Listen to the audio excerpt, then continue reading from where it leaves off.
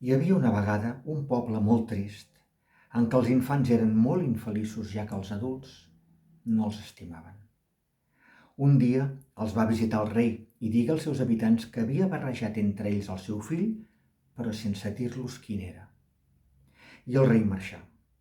La gent del poble, atemorida per no fer infeliç el fill del rei, començà a fer feliços els infants i a tractar-los com si de prínceps es tractés. D'ençà d'aquell dia, tothom estimava els nens i nenes i se sentia feliç perquè se sentien estimats. Molts anys després, el rei tornà a visitar el poble i una velleta li digué que havia trobat el seu fill. Però el rei li contestà que no hi havia cap fill seu allí, ja que ell considerava que tots els infants eren fills seus, atès que tots eren com un sol fill. I conte contat, ja s'acaba.